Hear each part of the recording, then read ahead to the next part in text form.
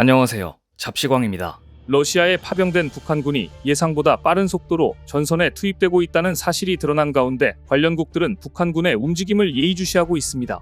미국 정부는 러시아에 파병된 북한군 1만 명 중 일부가 전투지역 인근으로 이동했다고 공식 확인했고, 북한군이 전투에 투입될 경우 우크라이나가 그들을 향해 미국 무기를 사용하는 데 있어 제한을 두지 않을 것이라고 경고했습니다.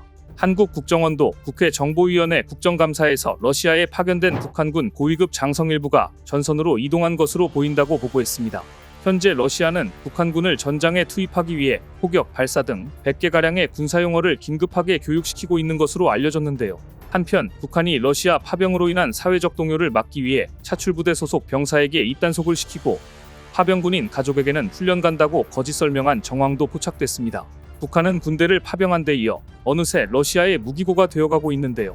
이미 러시아에 포탄 7,200억 원어치를 팔아치운 것으로 드러났습니다. 하지만 우크라이나 전선에서 국산의 포탄을 써본 러시아 군인들은 폭발하기 직전이었습니다. 지금 우크라이나 전선에서는 북한이 러시아에 큰 뒤통수를 쳐 푸틴이 뒷목 잡을 일이 연달아 일어나고 있다고 하는데요. 오늘은 이 소식 자세히 전해드립니다. 국가안보전략연구원에 의하면 북한의 지난해 러시아 무기 공급량은 152mm 포탄 93만 7,500발, 122mm 포탄 18만 7,500발로 추산됐습니다. 또 북한제 단거리 탄도미사일인 KN-23과 KN-24도 각각 9대씩 러시아에 수출된 것으로 집계됐습니다. 해당 금액은 지난해에만 국한된 액수라 우크라이나 전쟁 발발 이후 북한에 대러 무기 공급 규모가 이미 조 단위를 넘어섰을 것이 확실시되고 있습니다. 그런데 북한이 러시아에 수출한 포탄에서 문제가 발생했고 러시아군의 불만은 폭발 직전입니다. 러시아가 우크라이나 하르키우에 퍼붓는 포탄의 60%가 북한산인데 표적을 벗어나거나 불발되기 일쑤였기 때문입니다. 지금까지 북한은 총 70여 차례에 걸쳐 1만 3천여 개 이상 컨테이너 분량의 포탄, 미사일, 대전차 로켓 등 살상 무기를 러시아에 지원한 것으로 드러났는데요. 일각에서는 러시아가 우크라이나 북동부 격전지를 향한 포격에 사용하는 포탄의 절반 이상이 북한제라는 주장이 제기됐습니다. 미국 싱크탱크 전쟁연구소에 따르면 이 지역 우크라이나군 대변인은 러시아가 발사한 122mm, 152mm 포탄 중 60%가 북한산이라고 밝혔습니다. 다만 북한산 포탄은 품질이 낮아서 표적에 맞지 않거나 제때 폭발하지 않았다고 합니다. 우크라이나 정보당국은 다수의 북한제 무기들이 불량률이 높고 정확도도 낮아 정밀 타격용보다는 전선을 유지하기 위한 물량 공세용으로 쓰이고 있다는 분석도 내놓았습니다. 그런데 더 심각한 사건까지 발생했습니다. 바로 팀킬입니다. 포로로 잡힌 러시아 군인은 북한군이 자기 부대에 총격을 가했다고 주장해 충격을 주고 있습니다. 최근 뉴스위크는 북한군이 러시아군을 향해 총격을 발사해 사상자가 발사했다고 보도했습니다. 포로로 잡힌 러시아군은 자신의 군대는 북한군 10명을 받아 참호를 파고 방어선을 만들었는데 총격이 시작되자 북한군이 우크라이나군에게 총격을 가한 게 아니라 우리를 향해 총을 쐈고 러시아군 2명이 죽었다. 우리는 그들에게 총구가 어디를 향해야 하는지 말해주었지만 그들은 듣지 않았다. 전투 중 아군 총에 죽는 것보다 항복하는 게 낫다고 판단해 항복했다고 말했습니다. 북한군과 러시아군의 의사소통 부재가 심각함을 알려주고 있습니다. 러시아가 이런 갈등을 해결하지 못할 경우 북한군의 대규모 탈영과 같은 돌발 상황이 나올 가능성이 높아 보입니다. 러시아 군인들의 입장에서는 보충병이 들어오긴 왔는데 의사소통이 안 되는 북한군이 들어왔으니 난감한 노릇이고, 북한군 입장에서는 타국까지 실려왔는데 러시아 군대 내의 구타 등 병영 부조리가 심각해 군대 내에서 구타 등 병영 부조리를 당했을 가능성, 그래서 갈등이 폭발할 가능성도 배제할 수 없습니다. 알려지기로 현재 러시아군은 1950년대에서 1960대에나 있을 법한 병영 내 구타가 지금도 있다고 하는데요. 만일 러시아군이 군기를 잡겠다고 북한군에게 구타 등 병영 부조리가 있었다면 북한군이 이에 앙심을 품고 적이 아니라 러시아군에 총격을 가했을 가능성도 있습니다. 군사 전문가들은 이번과 같은 북한군과 러시아군의 갈등이 앞으로 곳곳에서 벌어질 가능성이 있다고 보고 있습니다. 러시아의 병영 문화가 후진적이라 여전히 구타가 남발되고 있어 갈등이 촉발되지 않을 수 없다는 것입니다. 이런 일이 실제로 발생하기 시작하면 푸틴은 뒷목을 잡을 수밖에 없을 겁니다. 반면 한국이 우크라이나에 준 포탄의 위력은 갈수록 커지고 있고 의회 수출된 것이긴 하지만 우크라이나전에서 활약이 뛰어난 것으로 알려졌습니다. 전쟁이 장기화하며 우크라이나군이 필요로 하는 교육, 무기, 탄약을 제때 지원하는 일이 미국 등 서방 국가들의 주요 과제로 떠오른 가운데 미국은 우크라이나군이 군사적 목적을 달성하려면 월 9만 발 이상의 포탄이 필요하다고 추산하면서 포탄을 공급하기 위해 동분서주했습니다. 하지만 미국이 증산을 해도 필요량의 10분의 1 정도만 공급할 수 있었습니다. 그러자 미국이 급히 내린 결론은 한국의 도움을 구한다는 것이었습니다.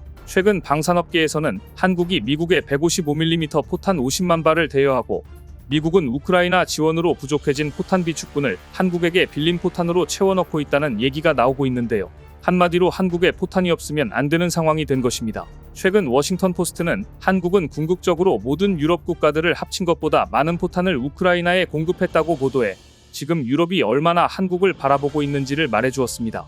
최근 유럽은 한국의 K9 자주포와 현궁의 정확도에 놀라고 있습니다. K9은 일반 화포처럼 사격을 위해 사전에 측지한 위치로 이동하지 않아도 되고 방향과 고각을 잡기 위해 방향틀, 겨냥틀, 겨눈대 등의 부수 장비를 사용할 필요가 없습니다. 위치를 확인시켜주는 링 레이저 자이로를 채택하고 있기 때문입니다. 이 위치 확인 장치는 주행하는 자주포의 위치, 화포의 진북에 대한 방위각 및 지구 수평면에 대한 고각, 경사각을 자체적으로 계산해줍니다.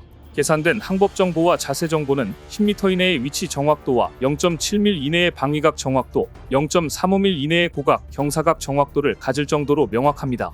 빠르고 정확한 사격을 위해서는 사격 목표 방향과 높이로 포와 포탑을 정밀하게 구동, 정렬시키는 것이 중요한데요. K9은 포와 포탑 구동 장치의 구동 정밀도가 1mm 이하라는 탁월한 성능을 지니고 있습니다. 또 하나, K9 자주포, K2 전차, FA50 경전투기, K239 다연장 로켓 천무에 가려 널리 알려지지 않고 있지만 이미 K방산의 주역으로 주목받으면서 수천 발이 해외로 수출되었고 현재 22개국 이상과 수출 협의가 진행 중인 무기체계가 바로 현궁입니다. 국산 부품과 국산 기술로 탄생한 전차킬러 현궁은 사거리 2.5km 이상의 관통력 900mm 넘어 전차, 사거리 밖에서 일방적으로 공격이 가능한 무기로 업그레이드 됐는데요. 한국이 지금까지 숱한 실패를 이겨내고 동급 최강의 전차킬러를 만들어낸 것입니다. 현궁을 두고 전문가들은 전차와 보병, 천적 관계를 바꾼 게임 체인저라고 입을 모읍니다. 현궁은 1억짜리 대전차 미사일이 40억짜리 전차를 잡는 뛰어난 가성비를 갖고 있다고 소문이 나면서 현재 많은 국가에서 원하고 있는 것으로 알려졌는데요. 현궁은 기본적으로 사거리가 2.5km 이상으로 전차 사거리 밖에서 발사하며 발사 후 망각 방식으로 조준하고 방아쇠만 당기면 미사일 스스로가 전차를 찾아갑니다. 게다가 파괴력도 막강해 주탄두 관통력이 900mm를 상회해 웬만한 전차의 장갑을 뚫습니다. 여기에 팬텀 단두를 적용해 선구탄두가 반응 장갑을 걷어내고 주탄두가 주장갑을 관통해 전차를 파괴합니다.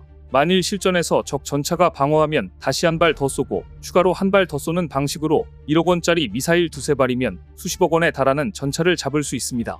무엇보다 현궁은 전차 사거리 밖에서 쏘기 때문에 서로 치고받는 형태가 아니라 현궁이 일방적으로 공격하고 전차는 일방적으로 방어하는 모양새를 갖는 절대 강점을 지닙니다. 그래서 보병 입장에서 전차는 더 이상 두려운 존재가 아니라 충분히 해볼 만한 존재가 된 것인데요. 이처럼 북한이 러시아의 포탄 재고를 수출이라는 명목으로 모두 떠넘겼으나 불량 포탄으로 밝혀져 망신을 톡톡히 당하고 있는 사이 한국은 K9 자주포와 현궁 등의 무기로 글로벌 방산무기 시장의 강자가 되어가고 있습니다. 오늘 준비한 소식은 여기까지입니다. 댓글을 통한 여러분들의 많은 의견 기다리겠습니다. 시청해주셔서 감사합니다.